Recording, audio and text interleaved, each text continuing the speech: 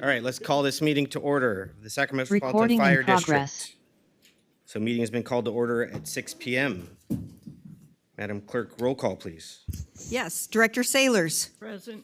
Director Gould. Here. Director Wood. Here. President Rice is absent. Director Costa. Here? Director Weber. Here. Director Stark. Here. Director Clark. Director Jones. Here. Thank you. All right, thank you. Director Jones, can you lead us through the Pledge of Allegiance, please? I pledge allegiance to the flag of the United States of America and to the republic for which it stands, one nation, under God, indivisible, with liberty and justice for all. Thank you, Director Jones. All right, Metro Cable announcement. This meeting of the Sacramento Metropolitan Fire District is recorded. The recording will be cablecast on Metro Cable Channel 14, the Local Government Affairs channel on Comcast and DirecTV Uverse cable systems. All relevant information for the recordings are in the agenda. We'll move to public comment. So public opportunity to discuss matters of public interest within the district's jurisdiction, including items on or not on the agenda. Madam Clerk, do we have any speakers? I have no speaker cards. Anybody on Zoom wishing to make a public comment, please use the raise your hand feature. We will call on you. No public comments. Thank you. All right, thank you. That brings us to the consent items. Any questions or comments on the consent agenda or consent items? No, sir. Chair, I'll move the consent calendar. All right, we have a first. Second. Director Weber, second. Roll call. Director Sailors. Aye. Director Gould. Aye. Director Wood. Aye. Director Stark. Aye. Director Clark. Director Jones. Aye. Director Weber. Aye. President Costa. Aye. Thank you. Motion passes. The consent calendar is adopted. All right, thank you. So that brings us to presentation items. The first item is legal services or multiple award schedule. We have Chief Development Officer Jeff Fry. I'm here to present an update on the legal services multiple award schedule, and if Ethan can bring up the presentation. My favorite part of doing these is I get to tell you this is not my work. We found out in an executive staff meeting that this was of particular importance to the board, and you wanted us to start on this project right away. So again, trying to manage workload and all those things, we offered this as a professional development opportunity to in-house staff. And Jill Guzman and Carmen Delgado took us up on that offer. Oh, fantastic. And have done absolutely amazing work. And I think you can tell by the level of the presentation, this is clearly not my work. So with that, really excited to present this on their behalf. So we are taking a break. Traditionally, for an RFP process or solicitation process, we would typically build the document, do the research, do the reviews, and bring the board a recommendation with the process itself. There are rare occasions where it is best practice, whether it's the size of the contract or if it's of particular importance to the governing body, to bring the RFP ahead of time to have a discussion to make sure we're on the right track. We feel the closeness of the legal services of the district and to the board, we felt like this was the right occasion to use that strategy. So we're here to kind of talk you through the work we've done and then ask for your direction ahead of sending it out for response. Okay, so the background. We last conducted an RFP for legal services, I think back in 2012-ish. So those contracts are set to expire this year, and so it's time to renew the process. We have a couple of goals. First is to address that expired multiple award schedule that I just mentioned. Second is to update the scope. Laws change. Our needs has changed. We are a growing organization, and we needed to make sure that we were capturing those needs appropriately. And we need to ensure continuity. With these contracts expiring, we can't be without legal services. Ideally, we would have a little bit of a crossover to make sure information is transferred appropriately, and if there is new cancel, it's indoctrinated into our process appropriately. And then finally, we're always want to make sure we are transparent in this process. I think that's the goal of doing these presentations and why we're here today. So a little bit about the work we have done. We started in earnest February 1st, and again, that included some internal training and then the development of the documentation. So we are moving pretty quickly here. First step, we did an internal assessment. Like I said, we weren't entirely sure of what legal expertise we use in-house, how often, what is the need. So the first thing we did was conducted an internal assessment. And the goal of that was to understand how legal services are currently used across the district, identify areas where specialized expertise is needed, and also may be required in the future to support the district. So again, we did the survey. We sent the survey to executive staff, our managers, and other specialized professional staff that use legal services quite a bit. I might be a little bit ahead of myself, but we also sent it to the board president to at least collect some feedback from the board. So after we gathered that information, that allowed us to construct the RFP itself and to make sure that the areas of law that we're interested in, along with the capacity we need, is adequately reflected in the document.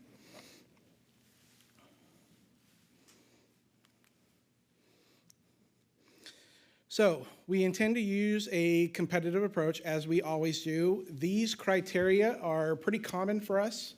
We tend to use these across any time we're asking for professional services. What does change from time to time is the weight of the factor and the importance of those criteria. I will tell you this is still a working document, and the weights probably will not be these.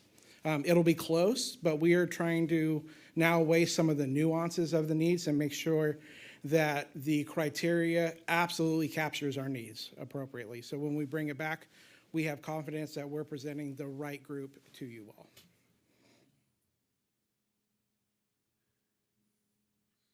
So again, as I mentioned, the reason why we're taking this a little bit out of order is to collect board input, make sure we're on the right path.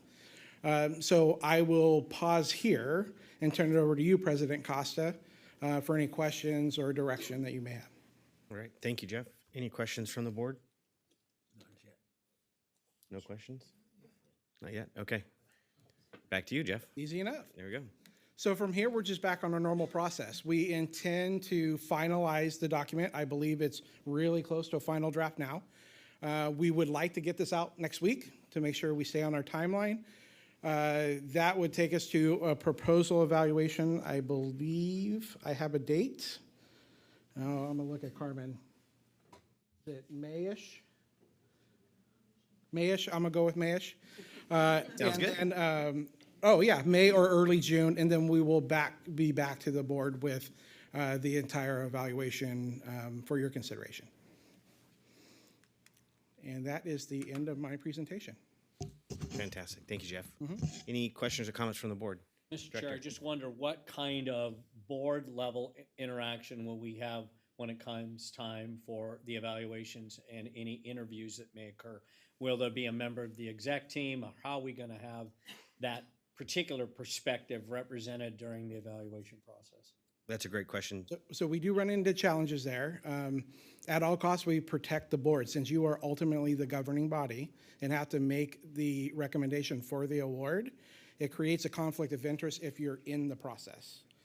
If you want to know what that means, there may be an opportunity to include someone in the process, but they would have to, I'm looking at Council Lawver here, they may have to recuse themselves from the vote.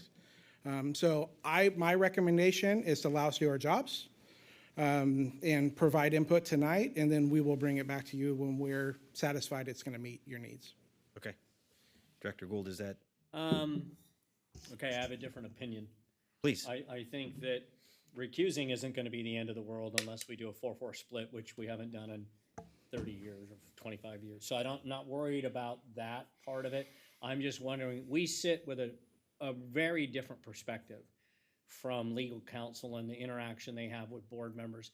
And I would, feel more comfortable that a member of this body is represented through the process. And then if, to avoid a conflict when it comes to the decision, I'm fine to have that person just recognize they won't be voting for that part of it. But I think having a member of the board there is in the past been a good thing, and certainly don't interpret that as we have no faith or we don't think you're doing your job. We pay you. That's what you're supposed to do. But I think we sit in a lot of closed sessions, and we've had a lot of very, very powerful and positive experiences with John. And I would just like to see that somehow represented. And I don't know that anybody else in this building could do that except someone sitting at this level. I'm happy to do that Thank you. homework, President Costa, if you'd like. I'm sorry, what was that? I'm happy to do that homework and look into that if you'd like. I think that'd be great. Thank you, Jeff. I mean, obviously, if it's preventative, we can't do it. Right. Then then obviously. Then the we're answer going is to. But good. I mean, to me, we haven't done this in quite a long time. And I don't know what the harm would be in having one of us present during that process. I think it's great feedback. And so Jeff, you'll take the lead on just checking against that. Absolutely. If we can, then we can come back as a board and, Sure. and nominate someone for that. Great, thank you. Any other questions or comments? All right. Thank you, Jeff. Sure. Great work. Thank you. And thank you for keeping the board apprised of everything that's going on. So I Of course. appreciate it. Thank you. All right, so our next item, next presentation item is Workers' Compensation Stewardship Report. And we have Intercare, we have a few people here, all right. And we'll turn it over to Angela Lewis. Good evening. Good evening, Board of Directors. Good evening, Chief Mitchell. We are very excited and thankful for you having us here today. As we all know, workers' compensation has been a topic that has garnered a lot of discussion over the last few years. A lot of members in this room and outside of this room have put in a lot of time, blood, sweat, probably a lot of tears in making sure we deliver the best program possible for our members.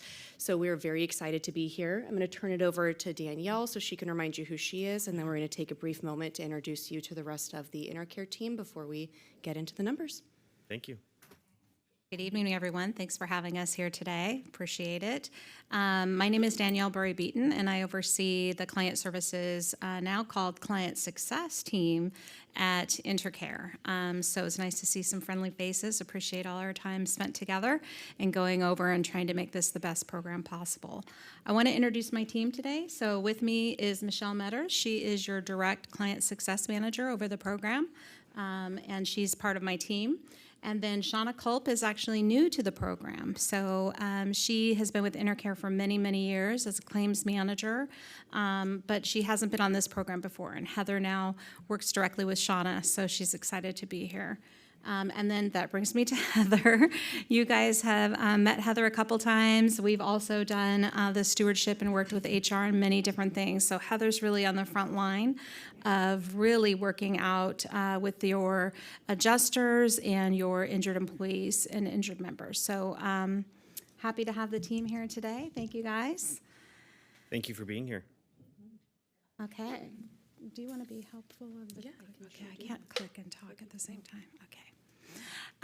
So just to kind of remind you, for those that may or may not have heard this session a year ago, I'm sure we all, I don't know about you, but I don't remember a year ago too well. So just to kind of go over this, we're looking at your data and the claims that we've been reported to us. We're looking at year over year and specifically the last 5 years. So we do this for Metro Fire for the calendar year. So we're looking at calendar year over year. So you'll see a lot of different things in this report that we'll go over, but that's really the main intent of the report, looking at areas of possible improvement and areas that we're thriving, and you guys should, celebrate of what you're trying to do for all of your members. Next is our new claim summary. So this is showing you, and we'll focus mostly on calendar year 25. This is showing you the new claims that have been reported this past year. And as you can see, the total incidents reported, that includes your information only and first aid. Those are not actual reportable claims, but we do get them reported to us. We make a record of them. And that way, if there needs to be treatment at some point, we can do that and we all have the information. We're focused on that line area that is in blue. The 265, that is the total number of medical only, meaning they didn't lose time, there was no type of benefits needed other than medical, and indemnity. Indemnity cases are the ones we spend all our time talking about. Those are the lost time cases or have the more difficult and even catastrophic type injuries. So you can see there's an increase from last year. Last year there's 185, this year's 265. However, there's also an improvement in the number of medical-only to indemnity cases. 34% were medical-only. So that's really good. Back in the day, way back, we used to see 60% medical-only and 40% indemnity.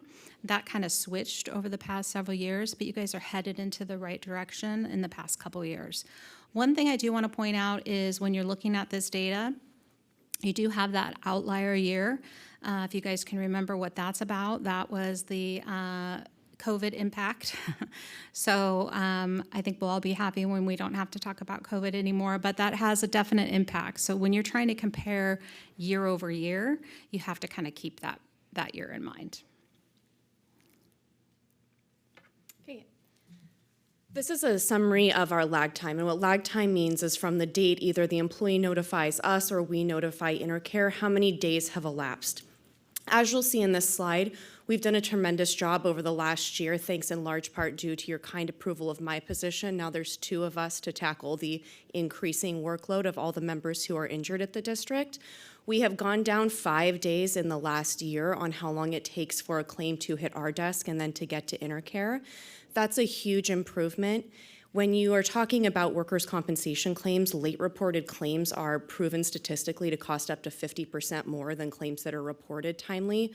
So it is a huge benefit to the member and the district as a whole for us to make sure we're getting those claims into the hands of our adjusters timely. We do have a goal we'll talk about with that later, but that does continue to be an area of improvement for us. With the members themselves, you'll also note that we've had a tremendous improvement in how long it's taking members to tell us about an injury. That's huge even from a risk management perspective. If we don't know about near-miss incidents or people who had an incident but don't need treatment right away, we aren't able to see those predictive factors to see where we might need additional training or to fix a facility. So knowing that we've gone down, almost 40 days in the past 2 years in how quickly members are notifying us that something happened is going to be huge for us in trying to prevent injuries as well as for making sure those people get that care timely. Again, talking about the statistics, it's been a 20% improvement between 2024 and 2025 and how quickly we're getting those claims over to Intercare.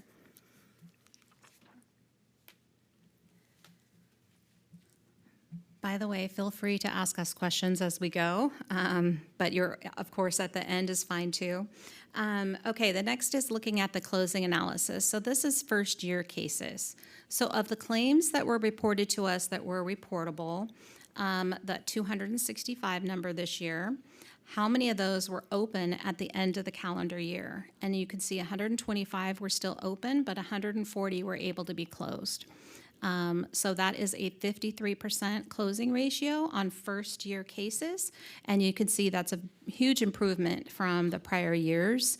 The only year it isn't is that really quick turnaround of some of those COVID cases that were just open, they were indemnity, and then they were usually closed. So that, besides that, you had a really good year in terms of your first year closings. Okay, so let's talk about those lost time or more significant or catastrophic cases. So there were 176 indemnity cases reported this year. You can see that's quite a big jump from last year. The average paid on those cases are in the graph there at $17,278, and you have the total paid on those claims specifically there at the bottom. Now, if we go to the next page, it'll kind of show you what that looks like in terms of some outlier claims. So an outlier claim is where we paid more than $100,000 in the year. So these cases, there were 4 this year. 4 outlier claims, meaning more costly, more significant, some level of maybe catastrophic, but definitely costing more money in the first year. So 4 compared to 2, obviously up quite a bit. The bottom part of this graph shows you what it would look like in terms of your averages if you take out those 4 catastrophic or any year that you're looking at. So you have your average paid indicated there. At the top, that's your average paid on just the 4 cases, 152,019. And then at the bottom, what would your average paid look like compared to that prior slide if we take out the catastrophic cases? Thank you. Okay. So this is looking at first-year claims and how many were denied. So you had 265 claims that came in, 33 claims were denied. That could be a partial denial or a full denial. And those that were later accepted in the same year that they were reported, so this would be calendar year 2025, by the end of December, 3 were later accepted cases that came in and initially were denied at first. So you can see the percentage has gone way down. Well, way down in our terms. In workers' comp, going from 17% to 12% is a really big improvement in terms of the number of denied cases. Okay, litigated claims. So those that had an attorney, again, we're looking at that 265 number. The number of litigated were 15. That's 6%, so up just slightly from the year before, but the number is definitely up as well. And those cases that were litigated and also denied is at 7. You can see at the very bottom is comparing it to the state averages for public self-insured first-year litigation rate. So you can see you guys are performing much better than the state. They're always a year behind because it takes several months before we get their data to know what it was for them, but they're several months behind. So next year you'll see the 2025 number. I think, do you have a comment on this one? No? Okay. So it is an improvement overall on the denied and then an increase on the number that were litigated and denied.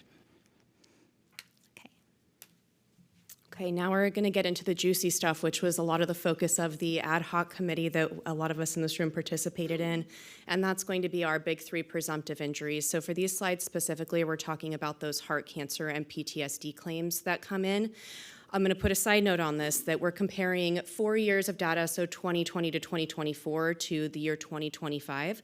It's obviously going to be a smaller data set, but we're doing that because 2025 is the first full year we had in which we put in all of those changes in regards to how us and Intercare are handling those presumptive claims.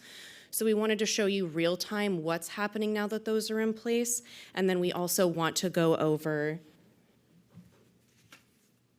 how that's looking in the real world. Next year when we come to present this to you, we'll have 2 years of that data, so the numbers on averages will go up as cases that are currently denied work through the process, but you'll see through the trending numbers that we're already in a really fantastic place, and I expect those numbers to stay well reduced from where we were before. So we're going to talk about the data as a whole. In 2020 to 2024, there were 87 total presumptive claims filed that were in that heart cancer or PTSD arena. Of those, 85 of them were denied before they later became accepted or remained denied.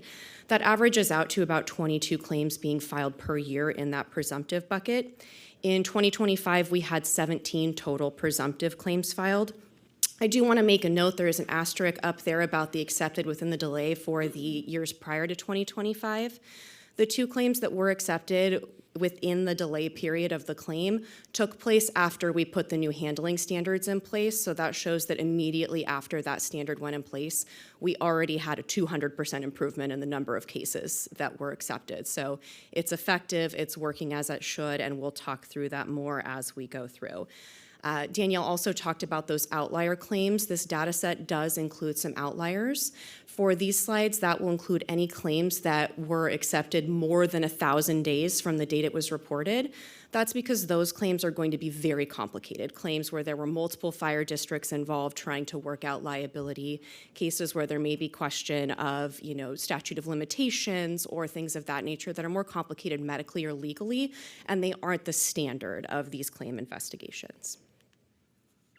Okay, we're first going to talk about the unrepresented claims within the presumptives. In the year 2020 to 2024, We had 41 claims filed. One of those was an outlier claim, so only one claim that took over 1,000 days to become accepted. Of the 39 claims that were denied in that period, 22 of those claims were not pursued for overturning by the member, which means that the member received the denial, the explanation for why their claim was denied, and they agreed with the determination. The 17 claims that were pursued, 15 of those were later accepted, which is an acceptance rate of 88%. So those are again going to be those claims where we don't have the information we need at the 75th day, but it later comes in and we're later able to give them that yes answer. There are two most common reasons we see for claims not being accepted at the 75th day. One of those is going to be that the member did not cooperate in providing us their medical releases, so we were simply not able to get the medical records to confirm that there was an injury meeting the presumptive threshold as set forth by the legislature. The second issue we see coming up, and that remains the biggest reason for denial in our 2025 data set, is that members are experiencing a single episode of an irregular heartbeat, but they are not diagnosed with an actual heart condition. It's the same theory of I tripped, but I didn't injure myself. You can have one instance of an irregular heartbeat without having a diagnosed cardiac condition. So we're seeing a lot of those happening, especially when we're talking about wellness physicals. You know, I myself get a couple AFibs if I have a few cups of coffee after a night of rough sleep. So it's not unusual for our members to experience that, but it may not fall into an actual injury that would place it within the workers' compensation system. In 2025, we had 10 claims that were filed unrepresented. 7 of those claims were denied. They have gone through the legal roundtable process we put in place. For those who aren't aware, now when a presumptive claims comes in, if a decision other than accepted is going to be issued by Intercare, we require that Intercare schedule a call with themselves, our workers' compensation defense counsel, and the district so that we can collectively review the evidence that has been received on the file to determine if we feel that there is going to be any evidence brought forward that would make it fall outside of workers' compensation. If not, the claim is then placed in an accepted status. So that's that legal roundtable that these claims are now going through. Those claims that were denied, 4 of the 7 fall into that cardiac category we just talked about. The member had a single episode of an irregular heartbeat, but a doctor has not diagnosed them with a cardiac condition. 2 are for skin cancer that either have location issues or latency issues. So they may be a member who's only been here a few years. We need a doctor to confirm whether, they have a work-related injury, or it's at a location where, the sun probably doesn't shine there. So we need a doctor to give us an explanation on that as well. One of them was determined to be not industrial by a medical doctor, so that claim was obviously denied based on the medical evidence. I do have an update on those statistics as of today. One of the claims that was denied within the delay period has now had the medical report come in. It's going to be placed in an accepted status tomorrow, and the date to acceptance on that is 85 days from the date it was claimed. So that qualified medical evaluation process had already taken place, but the report wasn't in yet. It only took that additional 10 days for us to be able to give that yes based on substantiated medical evidence. Okay, and now we're going to talk about the represented presumptive claim. So this is going to be that litigated bucket where a member has opted to retain legal counsel for their presumptive injury. Before we get into the numbers, I want to explain a term that we're going to talk about a little, and that's what's called a blind application. That's going to be where our first notice of a claim of a presumptive injury has been made via an attorney. So an attorney paperwork was our first notification. Blind application claims are difficult for us to navigate because they come in with no information. Intercare is not able to take a statement from the member. We don't have those signed medical releases. We don't know where they've sought medical treatment. And our avenue to get that information is deposing the member. That process takes time. Typically, we're looking at 60 days to get to that deposition. So by the time we even know where they've sought that treatment or what exactly they're claiming, our decision window is basically over. So those types of claims put us behind the ball when it comes to that investigation period. So I just want to make sure everyone had an understanding of that definition. With the litigated claims that were filed in the years prior to 2025, there were 46 claims filed that were litigated, and all 46 of them were denied. There were 3 outlier claims that were in existence during that time, so again, that over 1,000 days to acceptance. 45% of those claims were filed via blind application. So we were already behind the ball on getting to that yes on 45% of those claims. The statistic for those claims later becoming accepted is at 78% for those 4 years.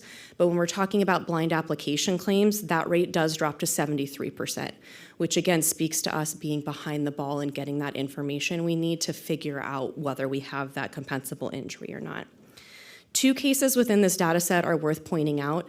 There were 2 claims that came in filed under a presumptive statute, but were medically determined to not fall within a presumptive statute, so they were not the condition and originally thought to be in existence.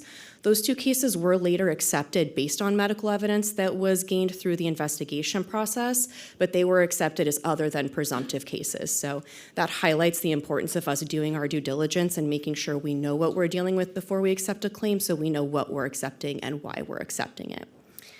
In 2025, we only had 7 claims that were litigated. Only 5 of those claims were denied. This year, we only had 23% of our total litigated claims come in as blind applications. We're hoping that a lot of the rationale behind the members coming to us directly is the work we've put in. We did the roadshow with Captain Manfredi to go out and discuss the process, what it really looks like, to explain what we're doing with that information to get them to a yes. And then we've also made sure that they understand we're trying to get them to that yes. So we're hoping as we continue to put that advocacy in place, as we continue to work with Wellness, Health, and Safety to have them be our liaison for these presumptive cases, that blind application rate continues to go down so we have the opportunity to get them to a yes. And we also hope that they don't feel the need to get an attorney at any point during the claim because we're clearly explaining what's happening and we're making sure the benefits are being delivered to them in a timely manner.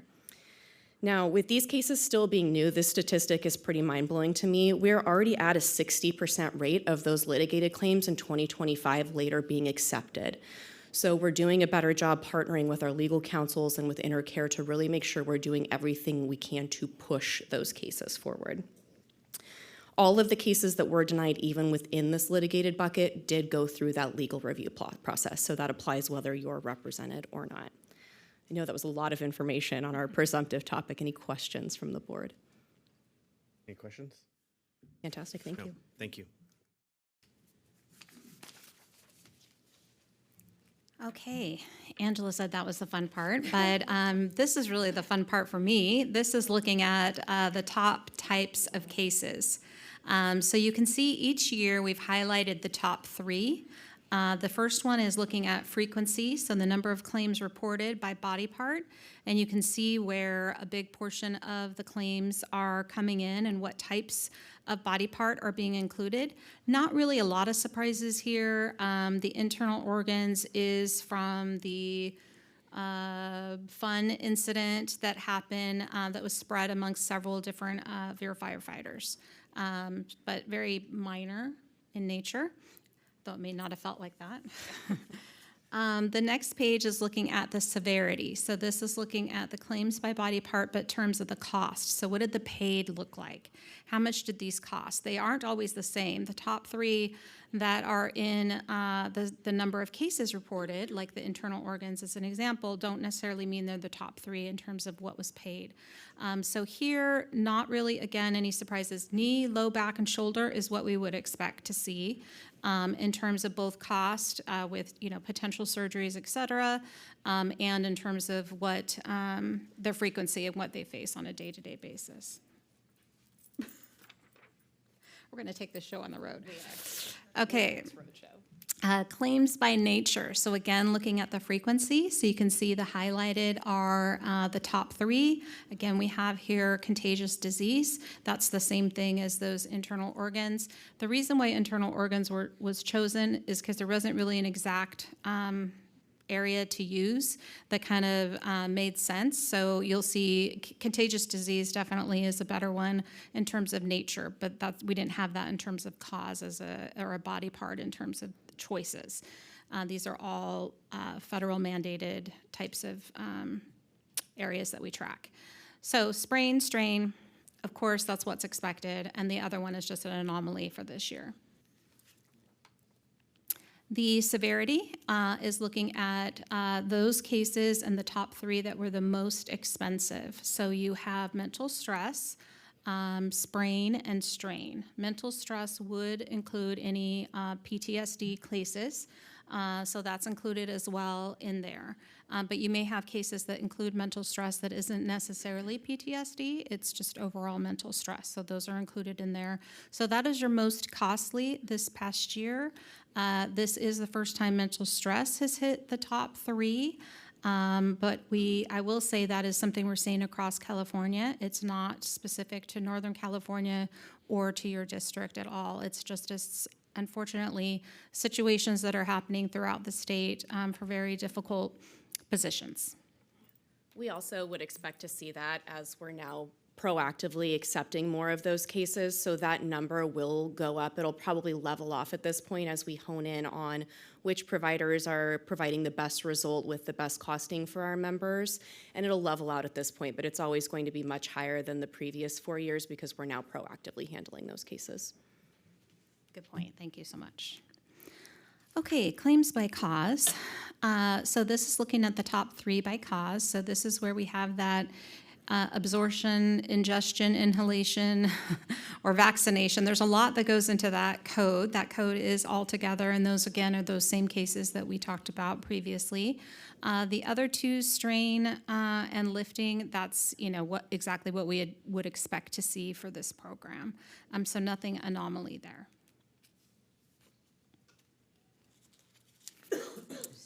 The severity is looking at the cost, so again, the paid. So the top 3 in the paid are lifting, and then object being lifted or handled by others, and then strain or injury. So that is where your top 3 are in terms of the cost. Again, nothing unusual, what we would expect to see. Payment distribution. So here's where we're going to talk again about first-year cases. So this is showing you, and we tried to break out as much medical treatment as we could so you could see where the costs are going. What types of treatment are people obtaining that are costing you the most money? So overall, we talked about the 3.1 million. We talked about the fact that there was 4 outliers, but this is also showing you where that cost is going. Of course, a very big piece of it has to do with 4850 and indemnity benefits. So we have to track those in our system, even if we're paying the district back for that. So that is a big portion. That is not surprising. It doesn't look like we had any compromise and release settlements, and we talked a little bit about those last year. We'll talk about that towards the end of the presentation. But for first-year cases, it's pretty unusual that we would have any type of compromise and release cases. They haven't really made it to that point most times. And then we didn't have any death benefits for this year, and you can see that across the board in terms of first year. A lot of times those get paid out over time. So this gives you that idea of where the payments and the treatment and things are going. The next slide is looking at for everything we paid in the year. So the prior slide is just first year cases reported to us in calendar year 2025, and what did we pay on just those cases. This is the full shebang of everything we paid in calendar year 2025 is going to be our focus, and you can see it is up a bit from last year. Last year was at 7.68, thank you. I was doing so well, and now I'm like, I can't see those numbers. 9.4. So it's gone up a bit, but if you take a look in the medical for CNR future medical, that means a compromise and release where we paid it out of the future medical side of our reserves, our buckets, our budgets. And then in the middle section, compromise release PD and applicant attorney fees, that shows you that's much more than last year as well, a little bit more. So overall, between the 2 buckets, it is more than last year. The other big drivers are just the things we're seeing across the board in terms of medical treatment. This year in 2025, medical treatment has gone up 4% for nothing other than inflation. So same service could be exactly the same, and it's going to cost at least 4% more in 2025 than 2024. And in 2026, it's expected to do the same. That's what the industry is reporting. So keep that in mind when you're looking at those numbers as well. Can I pause you there for just a second? Yes. Yeah. Any questions from the board? Any feedback? Okay. Thank you. Welcome. Okay, this is actually really the fun part. So, bill review, this is where medical providers, they bill us obviously for their services. They don't bill us according to workers' comp. They bill us according to whatever their system is set up. So we actually have a medical bill reviewer that reviews every single bill. Some things can go through like an automation in a system that we use, but regardless, even if it does, we have a specific person who is reviewing every single bill. So this is where we can really make a big difference on your program and achieve great savings. So you can see the provider's billed is at 5.8 compared to 5.6 last year. There's quite a few more bills. So overall, not as much in terms of severity on those bills, because it's quite a big jump to only have a little bit of a difference of what was provided to the providers. Again, sorry, that's what they billed, but ultimately what was paid is 2.4, so about 400,000 more than last year. But you had so many more bills coming in. So your gross savings, you always want to look at that, but then you want to look at, and you want to look at the amount, and you want to look at the percentage, but then you want to look at what your net savings is. That's the most important, because you have to pay us for those services. So looking at your difference, looks like 2%, about 2 is about 3 last year, it's about 3 this year. There is some rounding in there, so you're going to get it rounded, but it's 2 something, so it's getting rounded to 3%. Difference. So ultimately, the savings just in calendar year 2025 was 3.4 million, and that net savings percentage was 59%. So it's a huge, big impact for the program, obviously. In the next couple of slides, we're going to go through a little bit less savings, but bill review is where we can really make a big difference in the savings. So next slide is utilization review. I know we've talked about this quite a bit in both the ad hoc and in the last meeting, is looking at those types of requests for authorization. That's where the provider wants to do some sort of modality and they're requesting authorization. It's called an RFA. A lot of different acronyms in our business, so if you need anything, any information, let me know. But these are requests for authorization that came in at 1,917, similar to the bills, a lot more this year than there were last year. And how many were reviewed and approved at the adjuster level? So you can see that was 81% this year, 84% last year, but a much larger number that went to the adjusters, and they approved it without having to escalate it to a nurse or a medical provider. This is really huge for the program, and an area I know a lot of us have worked really hard for, including Angela, Candace, and Melissa, to really try to improve our protocols and improve that percentage that gets approved at the adjuster level. It's much quicker. It's just a lot of good things there. We did have ultimately what was escalated to peer review, which means it went to a doctor. There were 185 of those. The doctor eventually, you can see the number they approved. The number they modified means maybe they asked for 24 visits of physical therapy and the peer reviewer only allowed 16 or 12 or 8. They really don't want to allow just the full amount unless there's surgery involved, because they want to see that there's improvement from it. Otherwise, it's not needed. It's not appropriate. Some other route needs to be taken. So that's where you get the modification and then the denials. There were ultimately 95 denied. You can see the total fees for those services indicated, and then the more fun part, the savings at the very bottom. So a big amount of that savings has to do with the adjusters reviewing it. You can see the big difference between last year, over 100,000, and then the average savings per request for authorization. ADG is adjudication in our world. Do you want to? Yeah. I do have a comment on the peer review process. So that has been a pain point that we've noticed in the claims process over the last year, taking a closer look. We have a lot of instances where, for whatever reason, and I'm sure doctors are not busy in today's medical system, the two doctors are not able to connect before the very limited window for them to complete that review is completed.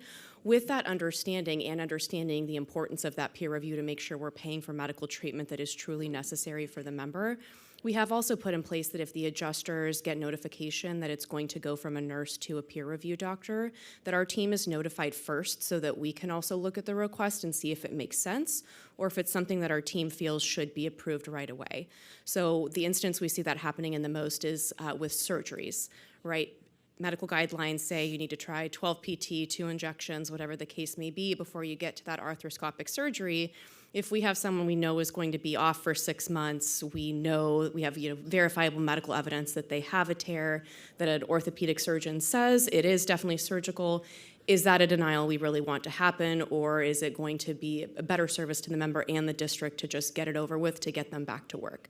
So we get notified before those go to the peer reviewer. If it makes it to the peer reviewer and a denial is going to be issued, we also request pre-notification of that so that we can again confirm, is this getting denied just because Dr. Jones and Dr. Gould couldn't get together to talk about the requested treatment?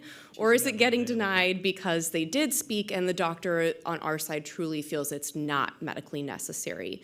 So we're able to then say, if they haven't made contact, please continue to make those contact efforts until the doctors connect so that we still have that medical review in place and have a doctor's opinion on if it should be overturned or not. So we've really put safeguards in place to make sure that those peer review denials that are going out are quality denials and not just denials based on the doctors not being able to communicate. All right, we have a question, Director Gould? I'm just, go back to that other slide of all the slides we've seen. If you look at that peer review denied, that number 95 out of the 185 sent, that's a pretty staggering percentage of denied by the peer reviewer, and I'm assuming the way you described it, that's a physician. Correct. Tell me or help me understand what happens with the member who's now been told by a physician that their treatment is being denied. How fast do we go from denied by the PR to an ability for me to seek a second opinion from a different PR? Because I'm going to deny it all day long, and Dr. Jones is not going to. And so I'm just wondering the process, because that seems like we've almost doubled the number of PR denials from 46 last year to 95 in 2025. That concerns me, because that's an emotional impact on my member. And what's this going to mean for delay? And I love your statement that said we now have a process where we jump in, we determine, which is going to be interesting to find out how you do that. But is it a quality denial? Well, holy crap, I hope this whole thing is quality, especially on the denial side. But the mindset that you mentioned is really important for our men and women, and that's, okay, now that I've been denied, how long is it going to be before I get fixed and I can get back to work? Mind if I take this one? And Go so ahead. I would just hope that while we're seeing, I think, a pretty significant number increase in denials, that there's an attitude somewhere in there that, okay, let's assume it's a quality denial, but what can we do to get a different opinion, whatever the case may be, to get this person back healthy and safe and then back to work?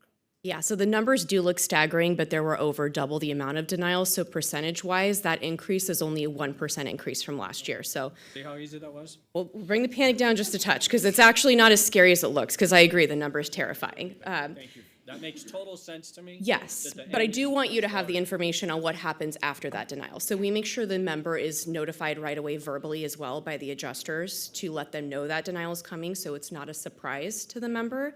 They also immediately have the ability, the paperwork is sent out to them with the denial, the reason for denial, and paperwork for what's called the independent medical review process. That's the IMR process.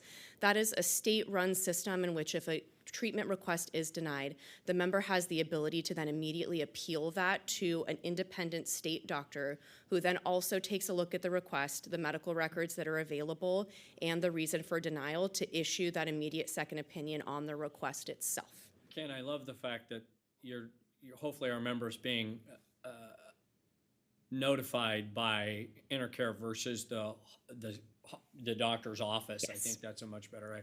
But I wonder, as a matter of practice, that when we have a denial from the PR, and then you say there's this second step, why we ask the member to fill all that out. It's already emotional that they've been denied. They're chomping at the bit to get back to work. Why don't we just put a process in that as soon as it's denied by the PR, that Intercare automatically fill out this independent second whatever, and just make it a part of the process so the member doesn't have to sit there and think about why'd they deny it and stress out about all that crap. It's really your job. I think to shepherd them through the process, and you just say, hey, we've already put a request in for a second opinion, and the member hears, okay, you're on my side, you're my champion, we're getting to a yes, because I think that's what we thought about, Bob, when we set this whole thing up. So I'm not telling you how to do your job. I'm jump in if I thinking get at it it from a wrong. user. I get you. So that's simply how the legislature set up that piece of the workers' compensation system. It is the member's right and ability to make that request. The other piece of that puzzle is sometimes you would not believe some of the requests doctors make. We've gotten stuff for a specialized pair of running shoes, 12-month gym membership. Some of those things do definitely fall outside the scope of potential medical necessity. And in those situations, we might agree with some of those denials. So it wouldn't always be appropriate for us to automatically say that, because once we provide one member with a pair of running shoes, we're off to the races, and suddenly everyone's running around in, custom $200 running shoes because they bumped their toe once. So it's a great idea in theory, but in practice, it could lead to a lot of unintended consequences down the road. I'm sorry, Mr. Chair. I'm just going to say then, okay, I get that. But can we make a phone call to the member and say, is it all right? Do you give us permission to file? Danielle, you go right ahead. See, you guys are going to earn your money. Yeah, I mean, hey, you guys had me here, I don't know, like 2 hours last year standing here, but it's set up where injured employees, the doctor, they can work with the doctor to request a review from independent medical review, or the applicant attorney.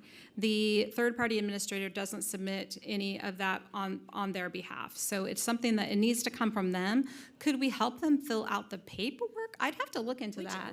Yeah, well, it sounds like you already do that. Yeah, we help walk them through the process Yeah. if they have Okay, but you questions. see my point. Yes, Take absolutely. on a little bit more of taking it off the member. Exactly. Who's just been told, the word denial is pretty freaking rank. Right, nobody likes And no, you've been nobody injured likes on the denial. job, we're Yeah. denying.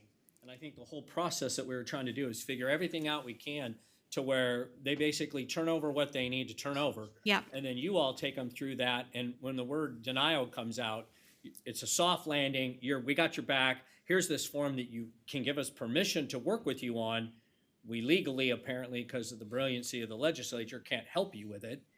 And then we just move from there, because I'm just thinking about my men and women who all of a sudden just get this, a physician saying, nope, I'm denying it.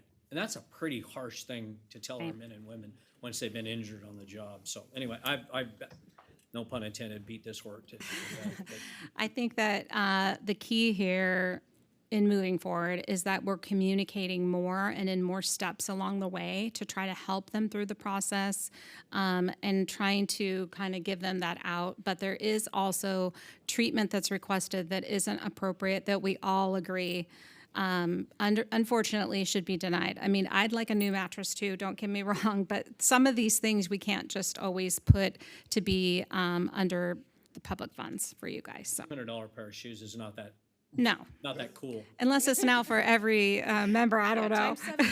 Yeah. Thank you, Mr. Chair. Thank you. Great questions. Before you move on really quick, any other questions from the board? Okay, thank you.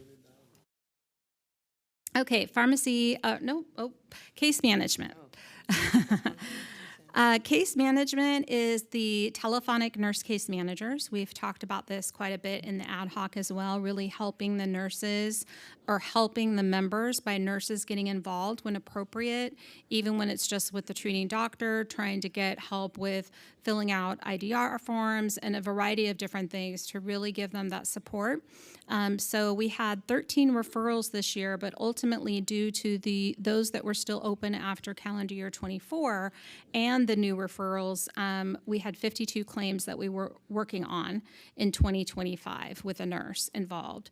You can see the fees there, and then the average fee per case, which actually went down, and then the total savings. The savings is, let's say, by working with a nurse and the doctor and the provider, they were able to get somebody back to work quicker than what was anticipated, either through occupational disability guidelines or of what the doctor had indicated previously. So it's really a big, it is a savings, and really, more importantly, helps with that morale and that feeling of being taken care of and working with a medical professional. So it's really good for the program. Pharmacy benefit management, so this is Optum. This is the pharmacy cards that they get both in the injured worker app that we provide to them that they all can access if they choose to. It's just an app on your phone, and their pharmacy card is on there, or they get a physical card in the mail as well, and they can use either one to get their prescriptions filled. For the program, the number of prescriptions by generic went up, so that's really good. That's where you get a big savings. And then ultimately, if you look at the total percentage of savings, it went from 12% up to 39%. And you can see on the left side the total savings there compared to the amount billed. So we have a really great program with Optum. They're looking out for everyone's best interest, including the member, making sure they're not on medications that are counteractive or addicting, anything that is going to put them in a situation where it's going to be even tougher to get them in back to work, or at least as healed as much as they can for each of their injuries. This is another area where we had some feedback over the last year that had us make some changes. We had a member who had a workplace injury. They went to fill their prescription. They headed over to their normal pharmacy, and there was a lot of confusion with their pharmacy on who to bill, who's approving, who does this, who does that. So based on that feedback, we did start including a generic copy of the pharmacy first fill card in the new injury reporting packet that we rolled out last year. That makes sure that the member, the second they're telling us they're injured, has access to the pharmacy benefits, even if the claim isn't quite open yet. The pharmacy knows who they should be pestering about the claim. We've also started including instructions specifically on those first fills in our emails that acknowledge the injury, letting them know that, hey, if you do choose to go to your personal pharmacy that you normally use, please reach out to them first. Let them know it's a work comp injury, not a personal injury. Here's the information for the work comp pharmacy benefits vendor. Please bill it here. Please get authorization from there. Since we've made that change, we have not received a single phone call about a member who hasn't been able to receive their initial pharmacy benefits. And even when we do have members who are filling new prescriptions, say for a surgery when they previously haven't been on medications, we're able to give them that heads up of, hey, maybe use CVS instead of Walgreens this time, or give Walgreens a heads up that this is what's happening, so they don't have that, oh, I showed up, 20 minutes after my surgery and you tell me I can't have my Norco. It's not really a pleasant situation when that happens, so. Great work. Yeah, thank you, that's great. Okay, industry developments. This is just for your fun evening reading. So on break, maybe you can dive into this.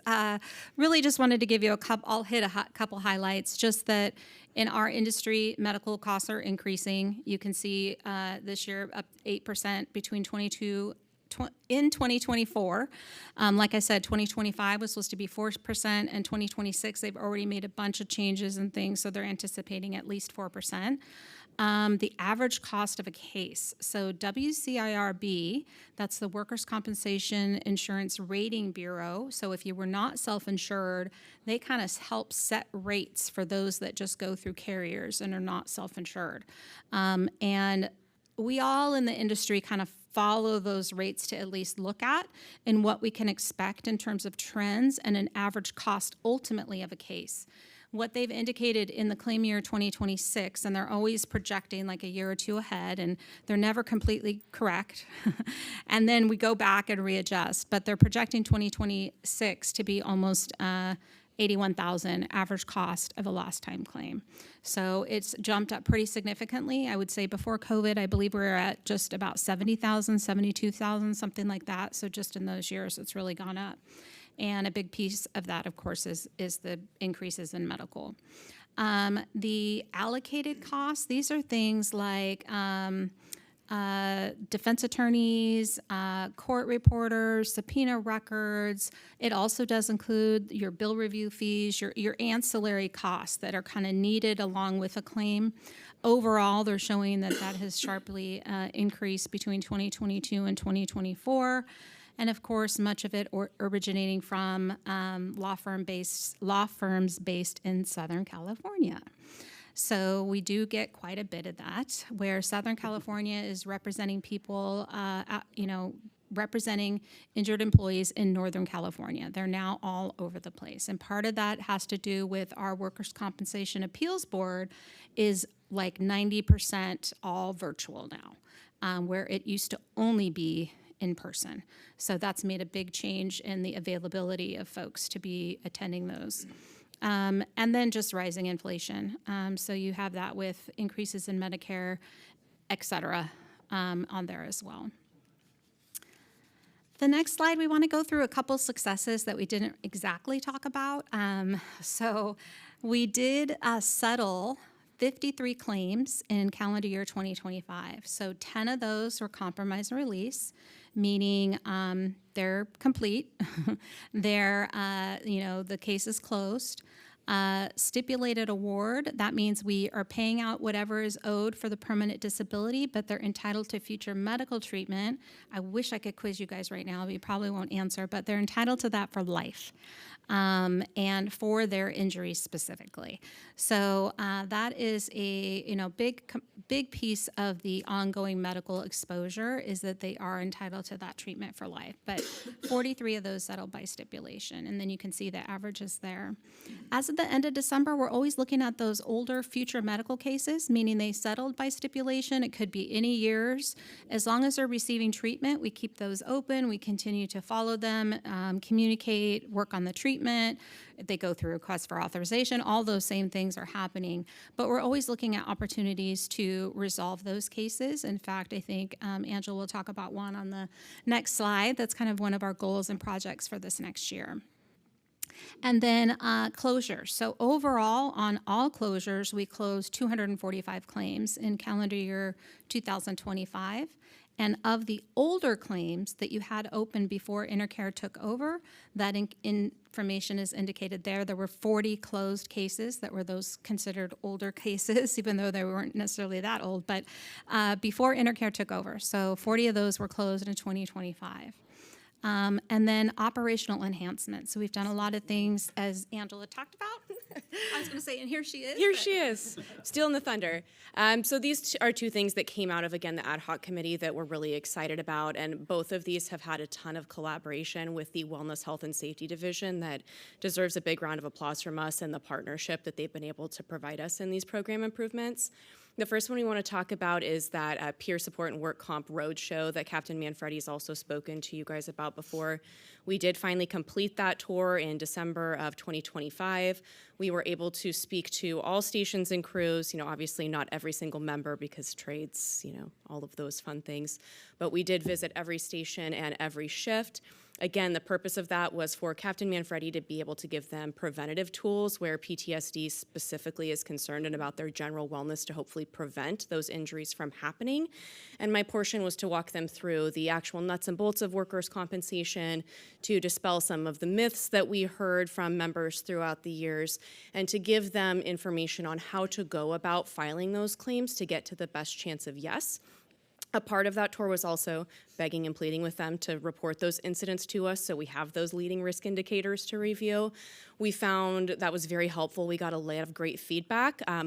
We saw a lot of members reaching out to ask about claims that they had previously closed but were still having problems with, that were reaching out about issues they had never brought to anyone's attention.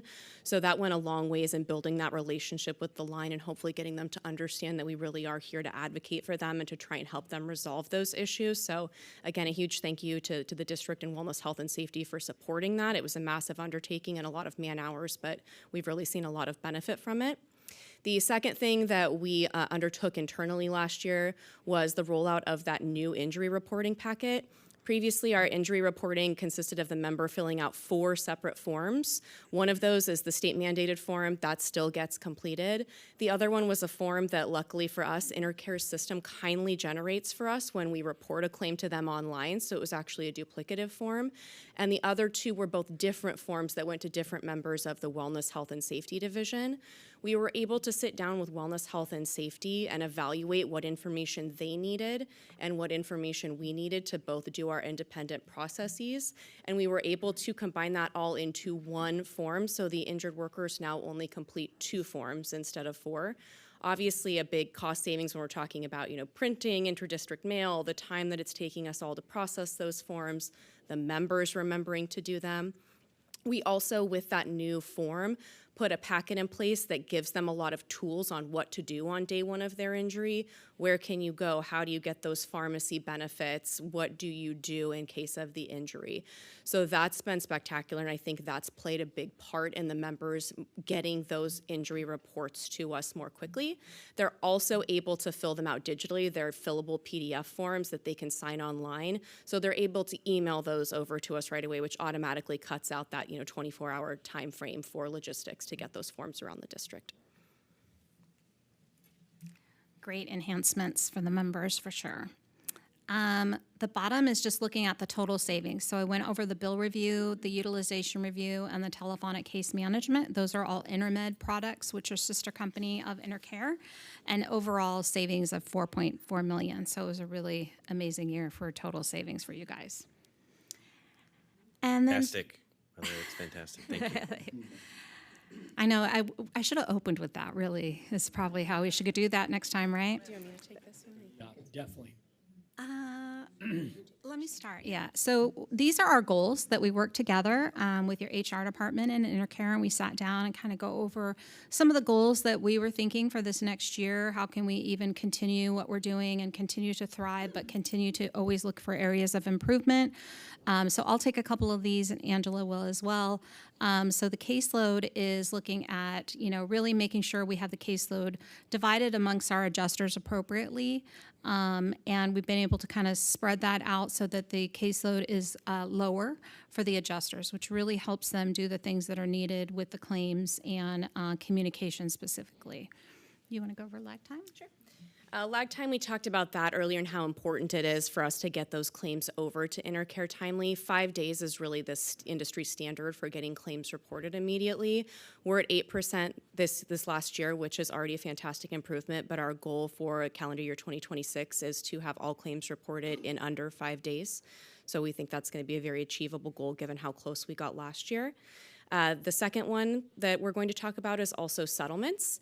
One of the goals we have that we're going to partner with Intercare on is reviewing our open hearing loss claims.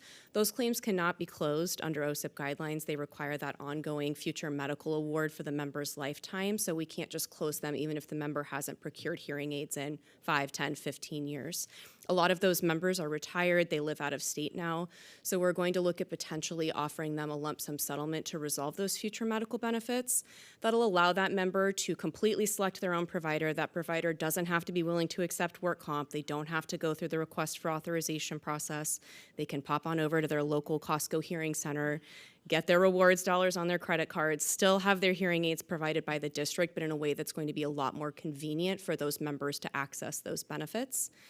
We're also looking at aligning our settlement authorities to make sure that the right people are looking at the right claims. As you've seen in previous slides, our settlement value average is rather high. We're at $50,000 plus. We're looking at realigning what a large settlement looks like for the district to make sure that we give Intercare the power they need to quickly resolve claims, that the board of directors are spending their time looking at only those claims that truly are high dollar value claims, and that we're using everyone's time and resources in the best way possible.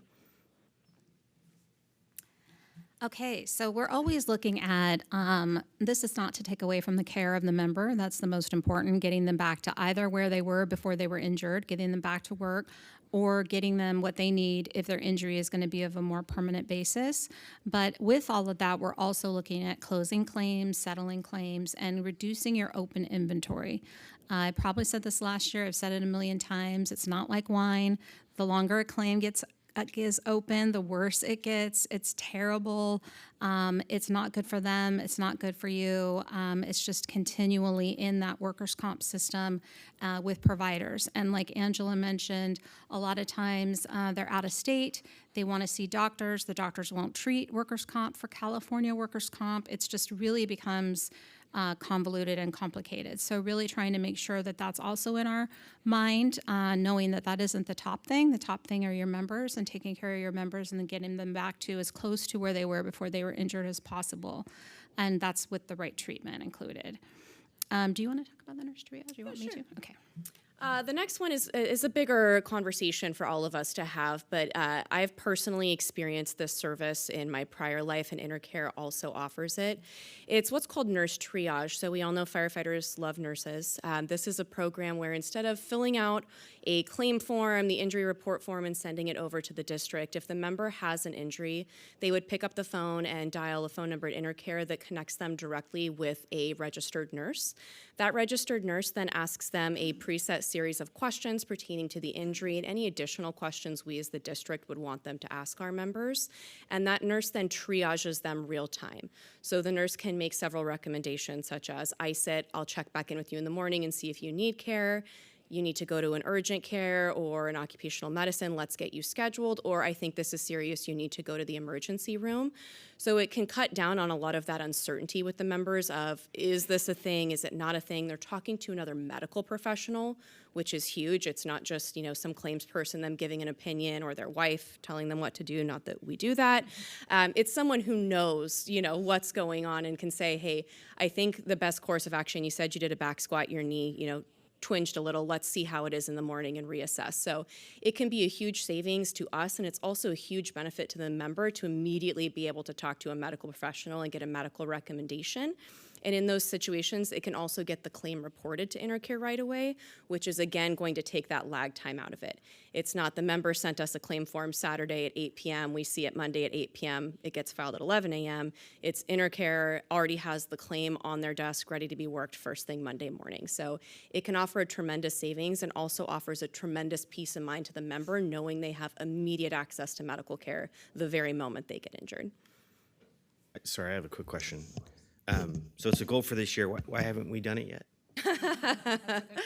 Yeah, it's a product that we have discussed exploring, but we were focused on a lot of other more on fire issues that we Immediate felt. stuff we needed to address. Yeah, it needed to address. So that's why it's on the agenda for next year.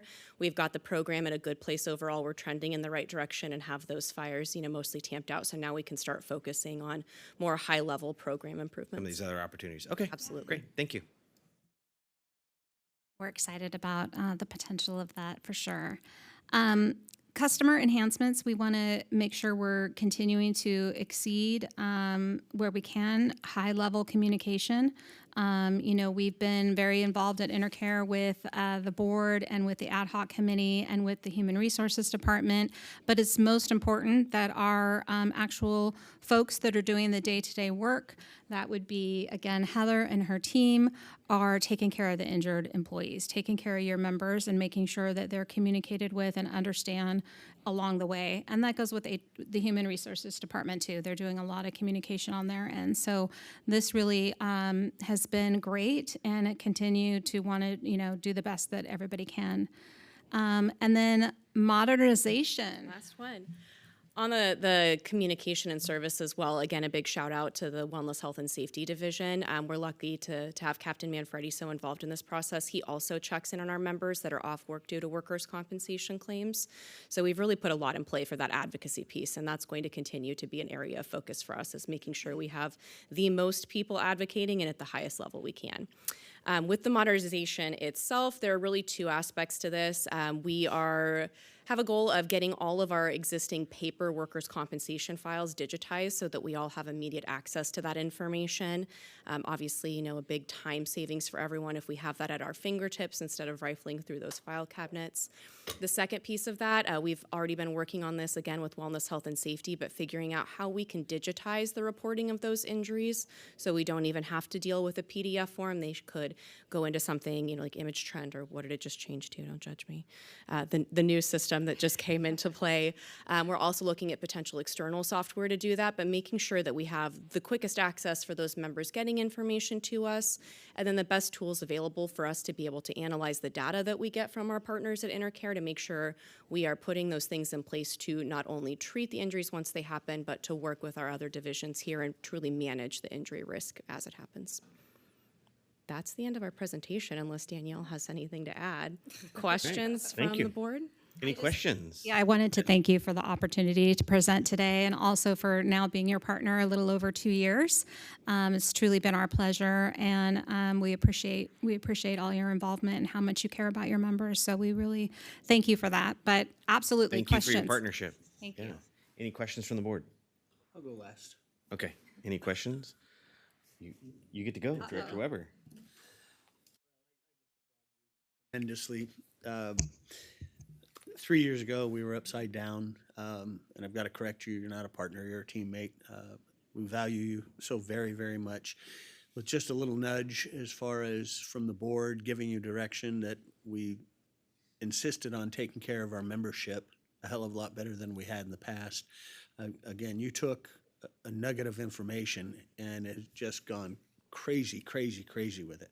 Dollar savings are fantastic, but the percentage that you're showing and the folks that are getting the treatment they need, when they need it, quicker than they have ever gotten it before. Again, you're now anointed my new rock star team. And they say team.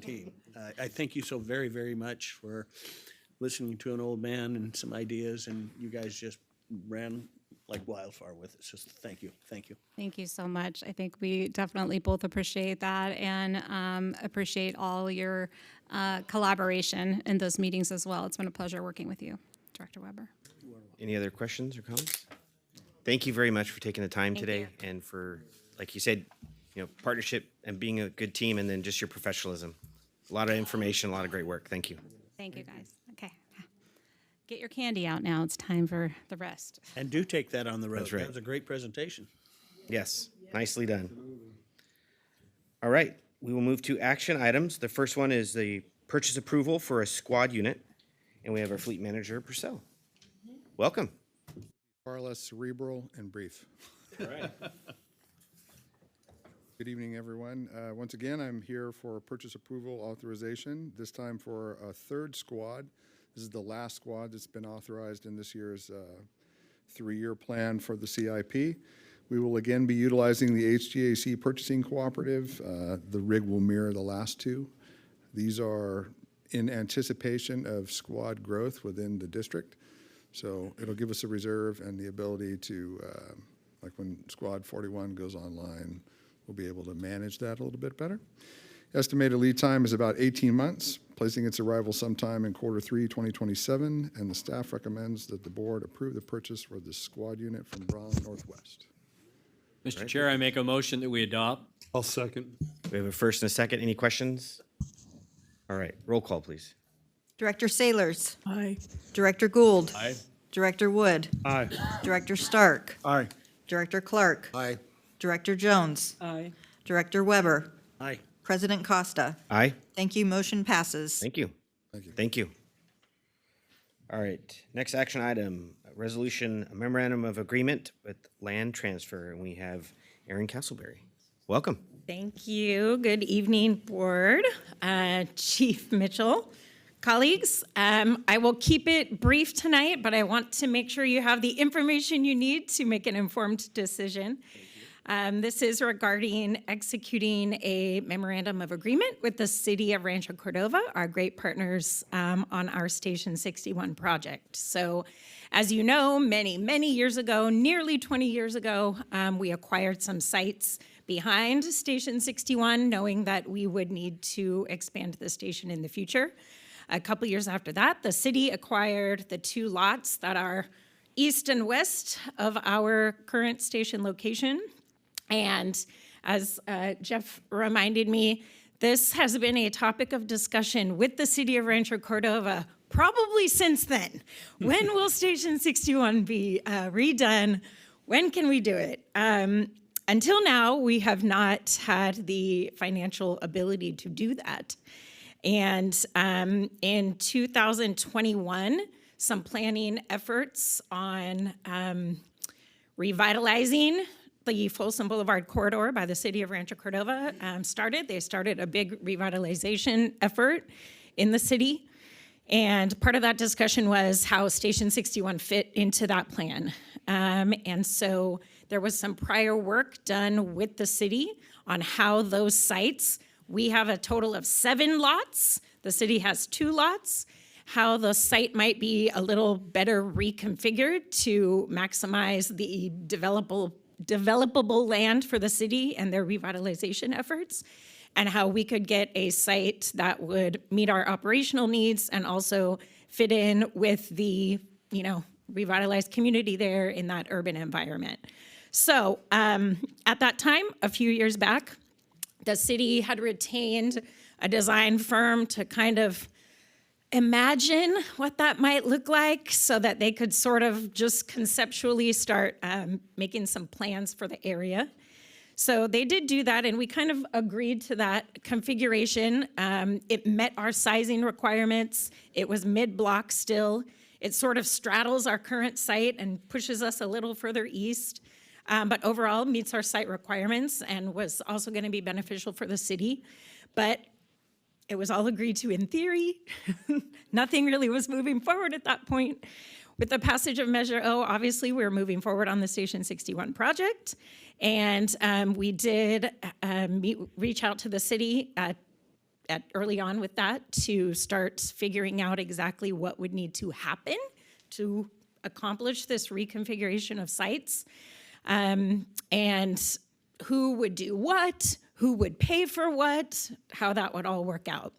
So once we figured that out, we kind of put together some deal points and decided that memorializing this in a document with the support of you all, with the support of the Rancho Cordova City Council, so that everyone is in agreement on kind of how we will go about this.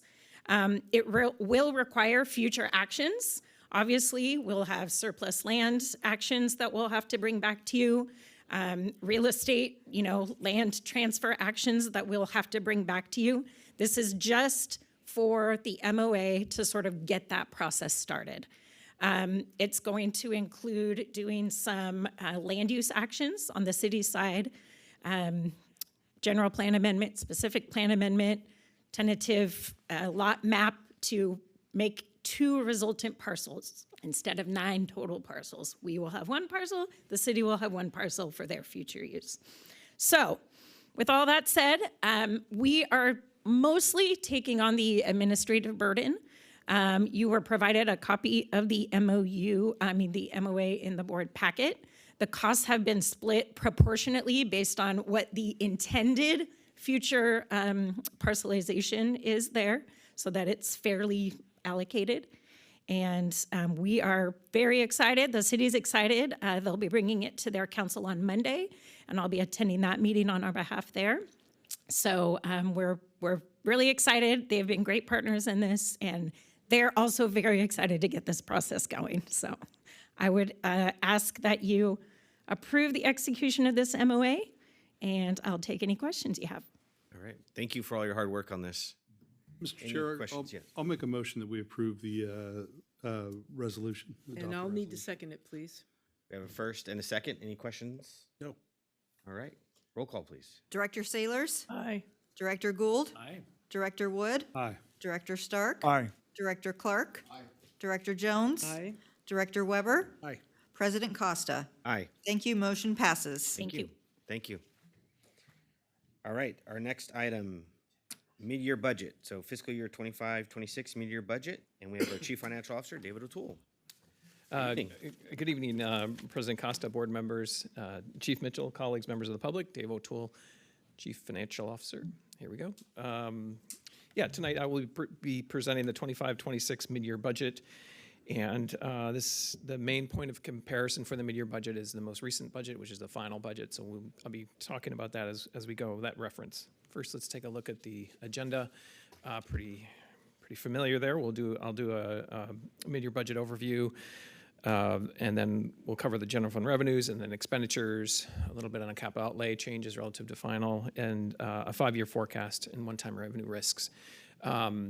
The 5-year forecast we don't normally do at mid-year, but just kind of given where we are in this point in the process, I included that in the presentation. And we'll have questions and comments, and of course, adoption of the resolution as well. So Jumping right in, the gray box at the top is all funds. The blue box at the bottom pertains to general fund, where we'll be spending most of our time talking. But I do want to spend a little time on the gray box at the top there. It includes your revenues, expenditures, transfers, and changes in fund balance on the left column, and then the final budget reference, and then the mid-year column, and then the difference between the two. As I said, we'll be comparing final and mid-year. So real quick on the all funds, revenues 360.8, expenditures of 464.9. We have other financing sources, mostly Measure O money coming in, transferred in that sort of fill the difference between those revenues and expenditures of 161 million. And so the change in fund balance is 57 million. So we're increasing the fund balance by about 57 million, which was a difference, if you look to the right of that 57 million, difference of 2 million. That's how much we added to all funds between final and mid-year. Sorry, it went the other way. That's how much we reduced all funds between final and mid-year by 2 million. Okay, general fund, the box below, just focusing on the mid-year column to get familiar with the numbers. Revenues, 341.9, expenditures, 344.9, and the transfers out to other funds was reduced to 1.8 million, a difference of 2.2. It was reduced by 2.2 million. So altogether, there's really not a lot of change in the there's not a lot of change in the general fund budget. The change in fund balance, $68,308, very, very small. And that's kind of a theme of this presentation too, is that our expenditures and our revenues have changed very little relative to what we had in final. And then the box at the bottom there, just as in the final budget column there, we had when we presented the final budget, the projected year-end reserve, June 30th, 2026, was going to be 36.1 million, about 10.5%. With the end of the fiscal year reconciliation, what our auditor does, and when he presented the audit to you back in January, they identified about 5.4 million in additional both revenues that had come in after that were coming after the end of the fiscal year, but were attributable back based on accounting reasons, and also expenditures that just didn't happen as expected in 24-25. So that added about, again, $5.4 million to our budget, and the reserve went up to 12%. So drilling down into general fund, the revenue side, again, really small changes we're going to see. So the projected general fund revenue, again, of 341.9, that's just a 0.3% increase from the prior year, but the final budget adopted in September. So property taxes were 224.9 million, which is just a $39,000 increase, very, very small. Charges and services, 109.2. Again, just a 0.6% increase. Within that, is included 49.3 million in EMS revenues. So EMS revenues were down by 1.2 million.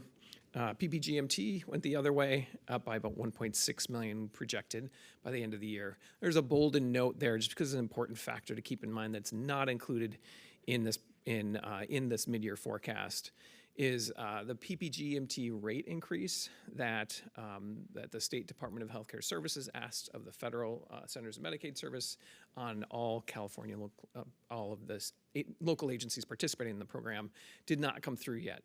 Last year it came through on January 13th. We just still haven't heard. Expect it soon, but we haven't gotten the word yet, so that is not included. And that's about, as shown there on the slide, if it comes through as proposed, it would add about $6 million to our budget annually. So big outstanding factor that is not included in this presentation. And we'll let you know when we hear. Voluntary rate range program, small increase of 500,000. CRD added about 1 million for mostly in the plan check fees. So there's some big revenue numbers there. Switching over to the expenditure side, 344.9 million in expenditures, about a 0.9% increase. So the whole expenditure budget only went up less than 1%. The labor budget is at 275.5 million, went up by about 2 million, or 0.7% relative to final. It includes, as it included at final, those positions that are listed there: a firefighter, shop assistant, et cetera. Labor costs as a share of general fund revenues were 80.2. At final, they were 80, so just a small change there. Service and supplies, 64.5 million, about a 1.9% increase relative to the prior budget, final budget. So drilling down into the labor budget, remember there's sort of two main categories of the labor budget: the compensation budget, which includes wages, incentives, out of class pay, sick leave, buybacks, that kind of thing, all falls on compensation. And under benefits, that's your things like your PERS, your STIRS, payments for medical. Those are sort of the big pieces that would fall under benefits. So starting with total compensation is shown there. Wages are down, are by about have that number there, 2 million, or excuse me, 3 million, about 3.3% less than we had in final. That's mostly because we budget our positions as full at final, and then we recognize the difference at mid-year. And there were a number of vacancies that we can recognize those savings now. Going in sort of the other direction financially, constant staffing is up quite a bit, 6.1 million, about 25% higher than we had it at final. Incentive pays correspond with the lower salaries, so we saved about 700,000 on incentive pays too. And the employee wellness incentive is still there. It's a little bit less than we had budgeted by about 6%. On the benefits side, employee medical costs went down a little bit, 3.8%, 800,000. But we also had an increase in workers' compensation costs, about 1.5 million. And that's mainly because about $1 million of that is for anticipated payouts this year. So things that we did not build in, didn't know about when we built the budget back in final. Service and supplies, taking just a moment to look at some of the bigger changes there. Building services costs went up 140,000 at prelim. We had utilities go up, electricity, natural gas. The dispatch services, they had a new contract and negotiated that required a greater contribution from the Metro Fire, 324,000. The district, as I was sort of alluding to earlier, the district pays DHCS to draw down PPGMT money. The amount that we contributed was adjusted between final and mid-year, so paying another 907,000. Capital outlay summary. So this is just some quick highlight slide of what's in the final budget. And some of this was here what's in the the mid-year budget. Some of this was included in the final budget. Noted here, Station 60, the major capital outlay projects funded using Measure O include Station 67 build-out, 64 million. We have 25 ambulance replacements, 3 ladder trucks replacements, 15 Type 1 engines, 8 Type 3 engines, and 2 dozer replacements, all still in the prelim and projects moving along, and we anticipate to be purchased this year if they haven't already been. Other capital outlay projects that were not Measure O, I'd just like to mention that too. From the Development Impact Fees Fund, grant line acquisition of 2.4 million. Fire Station 67 build out added 9 million there, which you notice also has a Measure O component above. Zinfandel Training Center has 2.5 million out of the Development Impact Fees Fund, and the Special Projects Fund also contributing to the Zinfandel Training Center. We anticipate spending 10.6 million this fiscal year. Okay, so the forecast, just before I show you the forecast, I want to mention some assumptions that are included in the forecast. Let's see. We use the county's latest property tax reports, incorporating that latest county data, which our consultant uses to come up with the property tax portion of the forecast.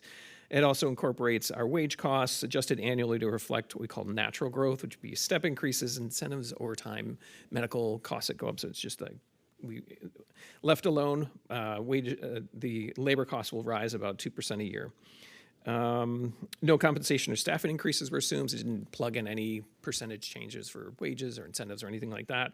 Most current PPGMT revenues were used with approximately 2% annual growth. Like I mentioned earlier, that PPGMT piece, that is not included in this, however.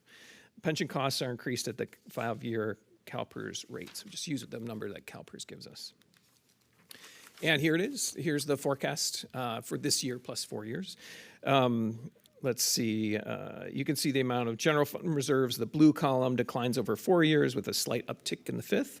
At the same time, district expenditures are growing slightly faster, so the reserve ratio, which is shown as the green line, is gradually declining. Reserves are forecasted to be 10.8% in 2026-27 and getting down to 8.6% in 28-29, where it actually stays at that level in 29-30. Interestingly, and again, this is a 5-year forecast, so the numbers will not be precise. The 30 is the first year when reserve borrowing would not be required under the assumptions used in this projection. For reference, that red line at the bar at the top there, that's the 15%. You can kind of get a sense of distance, if you will, from that red line. And, oh, yep. I can go back. Question. Yes, please.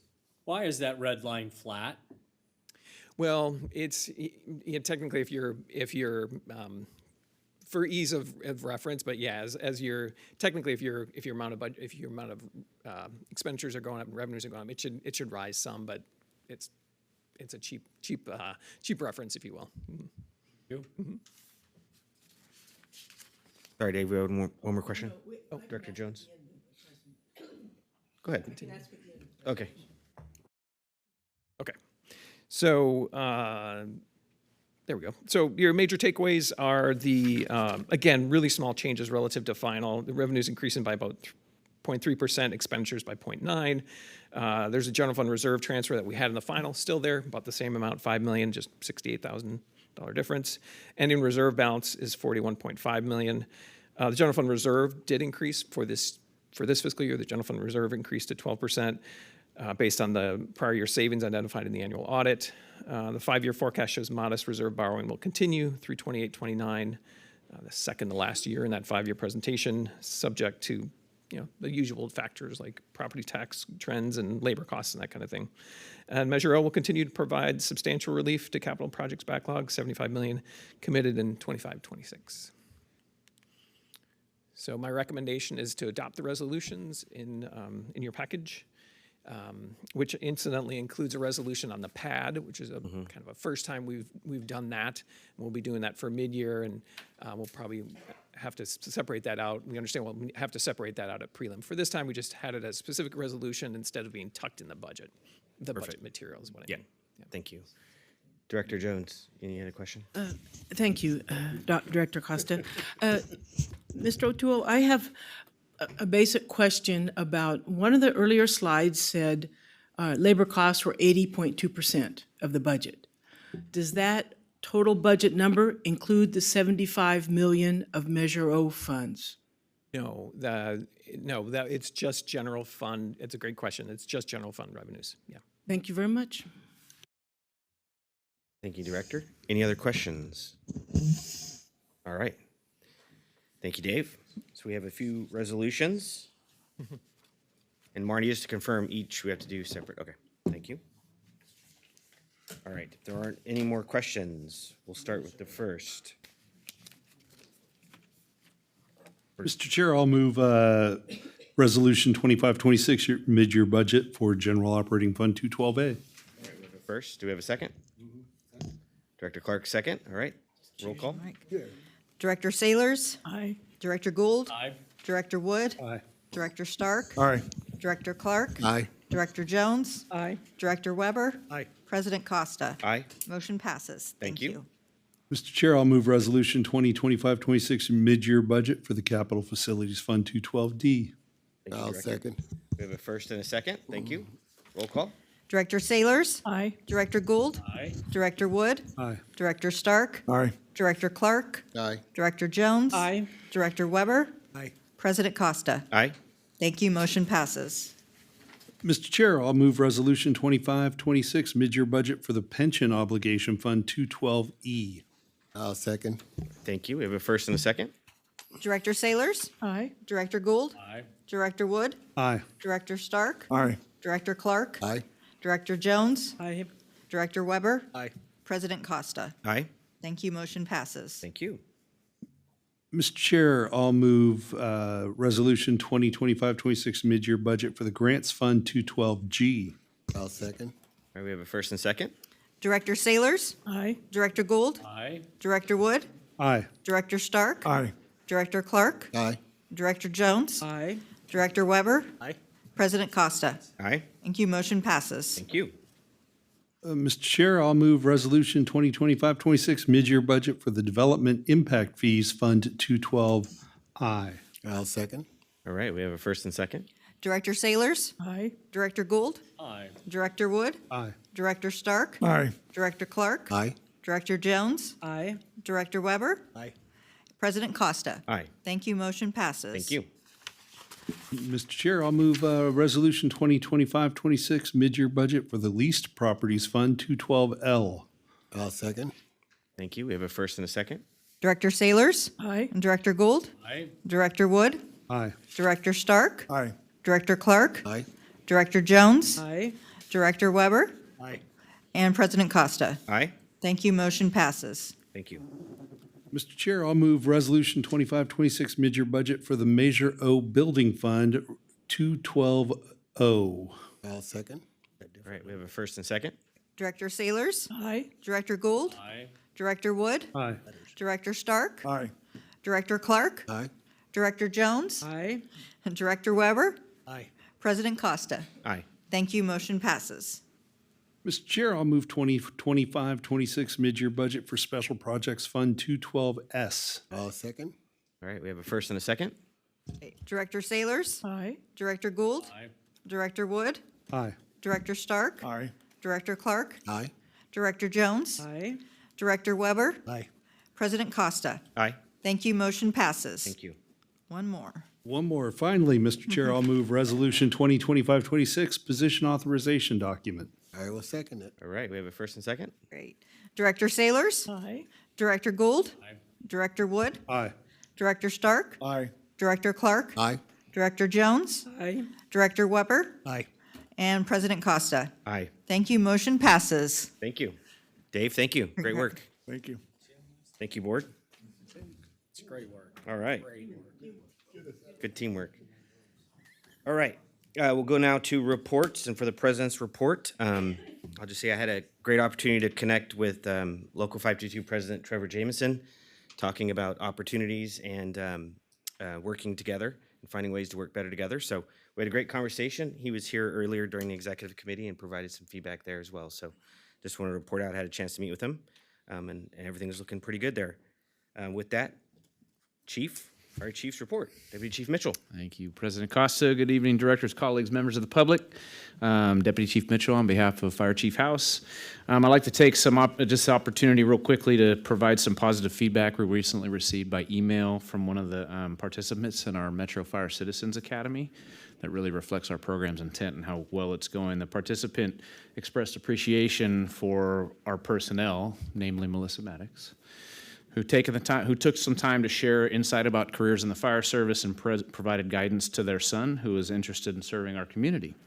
They also noted that hearing directly from our employees gave them a deeper appreciation for the department's culture, professionalism, and sense of community. And again, this type of feedback really highlights the value of our Citizens Academy and strengthening community understanding of our work and supporting awareness of fire service career pathways, which is consistent with the board's direction within our strategic plan with regards to community engagement and recruitment. I'd also want to thank the board members who've taken some time out of their busy schedules to attend.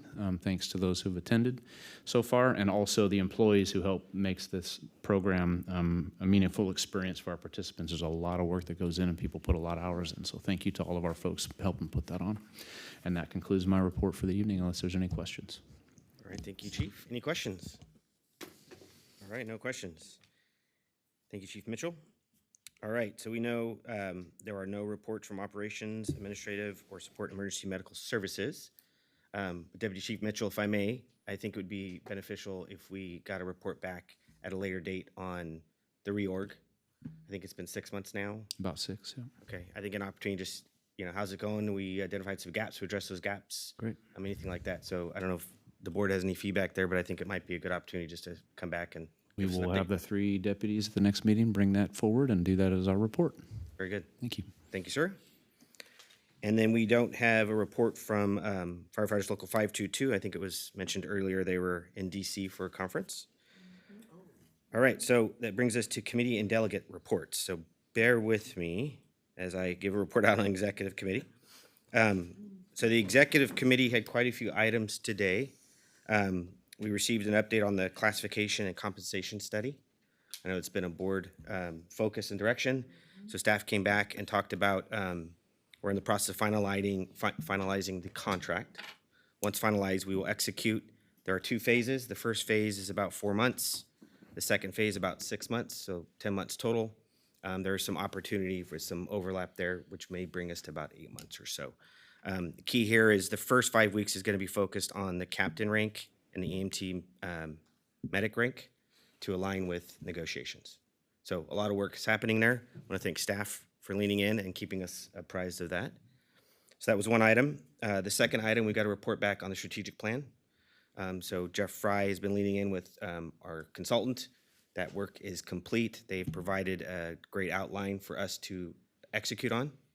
However, it's an outline, so staff had come forward with kind of next steps. One of those is utilizing some current resources we have internally with a consultant to help us get it to the next part. So staff will be taking that forward and bringing us updates on the strategic plan. And then that leads into the next piece, which is board goals. So part of the strategic plan and part of what the executive committee has been talking about are areas of opportunity. And as we identified, there's some opportunity there on the communication side. So staff has been spending a lot of time on focusing on how do we strengthen and expand the communication piece. So there are 4 projects that were identified. The first was board and executive staff communication. Second is labor and management communication. The third is district to member communication. And then the fourth is the external communication component. So we heard back from staff this month kind of where those are, and what they did was they identified a problem statement and some solutions to that, and we provided some feedback on next steps. And I'll say a lot of great work done by the team. There's a lot to do, but I think they've succinct where they see the problem and some great solutions to address those problems. Part of that then is we talked about, because of resource constraints, what are the priorities of the board? And so we provided some feedback on that. So the first 2 we're going to focus on is the board and executive staff communication. So we're going to make sure this board is fully aware of what's going on and you have a way to communicate with staff and vice versa. And then the second to that is the labor management component. And I know that's been a big focus of this board. 522 is here today, so President Jameson did provide some feedback on that. They did communicate and commit to a better process to make sure we're aligned on a monthly basis, that's what I heard. So they will be meeting monthly. They've identified some opportunities to improve that process. And I think we have some feedback to them as well, which was great. And then, they really want to be a partner. They really want to lean in and make sure we're working with them as we communicate externally and engage externally. So a lot of great conversations. I'll say staff has done an amazing job leaning in to the board priorities and making sure we're developing good processes and then really getting the board's feedback in that. Any questions before I move to the last item? All right. And then the last item was we had a budget presentation, preliminary budget presentation, and part of that was just trying to figure out what's the board's component. So what's the process, and then what's the board's budget, and are there opportunities for the board to lean in on that budget? And so we gave directions to staff to take the budget portion for the board and then get your feedback. What would you like to see? Where would you like to lean in? Are there educational classes or opportunities? Let's capture that. How do we budget for opportunities like cap to cap? Is there a way we can budget opportunities and lean in on some consulting work, whatever it might be? We decided to pull that piece out, and we asked staff to kind of lean in there. They'll follow up with each board member to get your feedback. And as we move forward, this will be the board's budget. So we will budget accordingly and we'll allocate accordingly. So that was a lot. Any feedback or any questions? All right, thank you. And thank you, staff, for all that you're doing and leaning in. All right, so with that, we'll move on to the next report. And I think, do we have a comms report? I do not. No comms, sorry. All right. Then we'll move on to Finance and Audit Committee. Thank you, Mr. Chair. The next meeting for the Finance and Audit Committee is May 28th, 5:30 in these chambers, and reconfirming that we will be skipping the month of April. Okay, thank you. All right, thank you. Policy Committee, Director Sailors. Our policy committee for tonight was canceled, so our next meeting will be April 9th at 5:30 in these chambers. Great. Very good, thank you. All right, we'll go to board members' questions and comments. Director Jones. No comment tonight, thank you. Well done, Mr. Chair. Oh, thank for you. the executive committee. Oh, Well thank done. you. Thank you. All right, Director Clark. No comment, Mr. Chair. All right, Director Stark. Yes, I'd like to thank Firehouse 101 and the training division. I was able to participate with them in a live fire burn training that all the department is going through. It was a great training. I think it's going to be very beneficial to the department. I've heard it's been several years since we've had an opportunity to do that, and that is our primary job with medical. I think it's very important. It was a great drill, and it got a little hot in there, and it was fun to be back in the fire. All right. Thank you, Director. Director Sailors? Yes, Director Sailors. We were over here kibitzing. I have no comments tonight, thank All you. right. Thank you. Director Gould? I just like to go on the record to mention that what kind of person looks forward to going into a fire? Yeah. No comment. Thank you, Mr. Chair. Thank you. Director Wood? Thank you, Mr. Chair. Just have a couple of quick things. I did take the opportunity to come down and see the Citizens Academy yesterday, and just want to make sure publicly acknowledge Battalion Chief Barthel. He's doing an excellent job with the agendas and getting people together. The presentations are great. Last night we had training, wellness and training. We had training, we had health and wellness, and the bulldozer.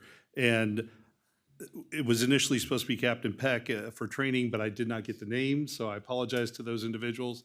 But they did a great job bouncing around the questions that were being fired on training from the citizens, and all the answers are great. Everyone in the room from Metro was jumping up and helping out and answering questions, and it was just great to see that.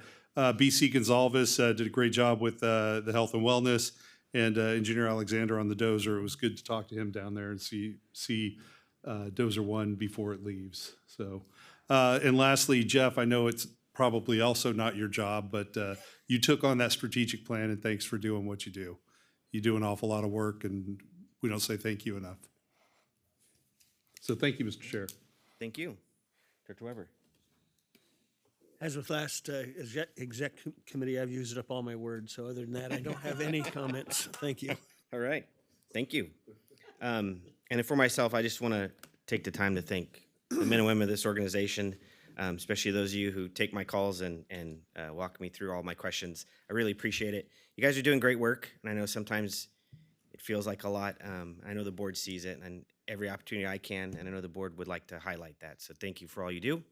And with that, we'll go ahead and close to closed session. Classic, young. All right, we'll go ahead. Recording in progress. Okay, we'll call this meeting back to order. We'll have closed session report out. Council. Thank you, Director Costa. The board met in closed session pursuant to the closed session agenda. On item number 1, conference with labor negotiator, the board met with its designated negotiator for the employee organization negotiations that are listed in the agenda. No reportable action was taken. On item number 2, the board met to consider the issues related to the matter of workers' compensation settlement authority for Eric Kellenberger. The board voted unanimously to approve that settlement. On item number 3, the board met with legal counsel for anticipated litigation as a result of a Government Code 910 claim for damages being filed with the district by David Asher. The board voted unanimously to reject that claim and to refer the matter to its liability pool. Next, on item number 4, the board met with its legal counsel on a related Government Code 910 claim for damages. The board voted unanimously to reject that claim and to refer the matter to its liability insurance pool. Finally, the board met on item number 5, significant exposure to litigation under the Government Code. No reportable action was taken. Thank you.